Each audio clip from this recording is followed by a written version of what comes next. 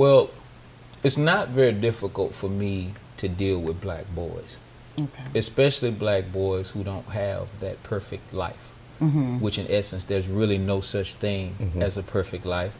That's I true. tell our young people all the time, you might be living in the projects and a friend of yours may be living on the other side of the community in a 3-story home that costs $300,000 or $400,000. Mm-hmm. But it's what goes on inside the home That's true. that determines the quality of the childhood. Mm-hmm. But most of the things that young boys are going through right now, I myself went through. Mm-hmm. And it doesn't take me long. It's almost like I have a computer in my brain. And if I study them long enough, it's like I'm downloading, I'm downloading, I'm downloading. Mm-hmm. And once the information from the young man has been downloaded into my brain, then God guides me into how it is to help them. But you can't help them unless you first know what it is that is troubling them. Thank you. And I think that's the mistake that we make as grown-ups. Yes. We want to talk, but we don't want to listen.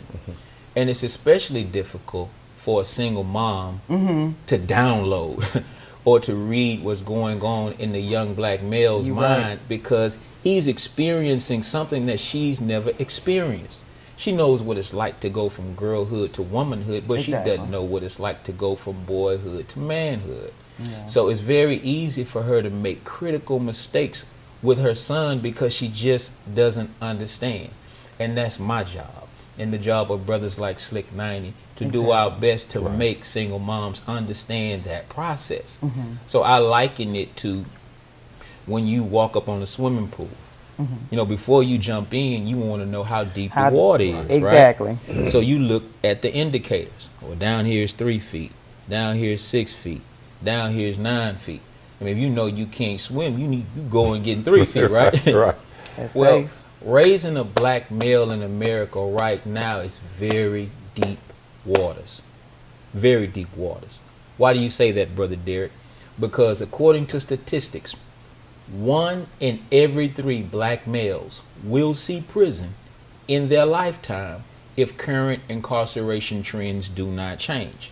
Yes. That means that if you are a woman or a man and you gave birth to 3 boys, this society is already telling you that one of them will end up in prison.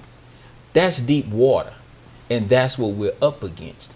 And we have to be found doing what we must do in order to protect our children, our boys and girls, from those deep waters. And the best way to protect them from deep waters is to teach them how to swim.